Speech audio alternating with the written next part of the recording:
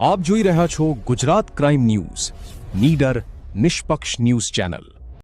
પૂર્વ આરોગ્ય સમિતિ ચેરમેન મનુજી મફાજી ઠાકોર મેદાને સમીની ગોચનાથ જિલ્લા પંચાયત બેઠક પર ભાજપને વિજયી બનાવવા કરી જાહેર અપીલ। સ્થાનિક સ્વરાજ્યની ચૂંટણીઓનો માહોલ ગરમાયો છે ત્યારે પાટણ જિલ્લા પંચાયતના પૂર્વ આરોગ્ય સમિતિ ચેરમેન અને સામાજિક અગ્રણી મનુજી મફાજી ઠાકોર દ્વારા ભાજપના સમર્થનમાં જોરદાર પ્રચાર અભિયાન શરૂ કરવામાં આવ્યું છે।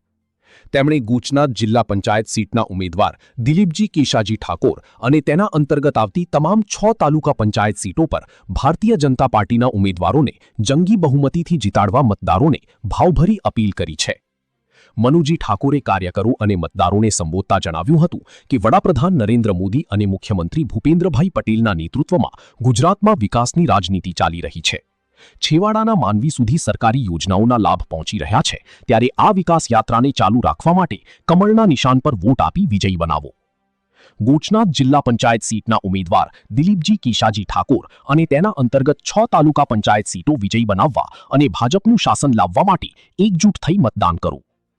ઠાકોર સમાજ સહિત તમામ સમાજના લોકો વિકાસના કામોને ધ્યાને રાખી ભાજપને સમર્થન આપે તેવી વિનંતી કરી હતી।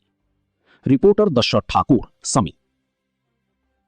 હું ઠાકોર મનુજી મફાજી, પૂર્વ આરોગ્ય સમિતિ ચેરમેન, જિલ્લા પંચાયત સદસ્ય ગોચનાથ જિલ્લા પંચાયત ને ગુજરાતમાં સ્થાનિક સ્વરાજની ચૂંટણીઓ ચાલી રહી છે ત્યારે હું ગોચનાથ જિલ્લા પંચાયતની જનતાને નમ્ર અપીલ કરું છું કે આગળની 5 વર્ષ ભારતીય જનતા પાર્ટીએ મને ટિકિટ આપીને ગોચનાથ જિલ્લા પંચાયતના ઉમેદવાર બનાવ્યા હતા તે વખતે મારી સૌ ગોચનાથ જિલ્લા પંચાયતની મતદારોએ ખૂબ જંગી વોટથી મને વિજય બનાવ્યો હતો તે બદલ સૌનો આભાર માનું છું। અને આ વખતે આપણી ગોચનાથ જિલ્લા પંચાયતના ઉમેદવાર તરીકે દિલીપજી કેશાજી ઠાકોર અને નીચે આવતી 6 તાલુકા પંચાયતોમાં જે ભારતીય જનતા પાર્ટીના ઉમેદવારો છે તેમને ખૂબ જ જંગી વોટથી વિજય બનાવો તેવી હું ગોચનાથ જિલ્લા પંચાયતના તમામ મતદારોને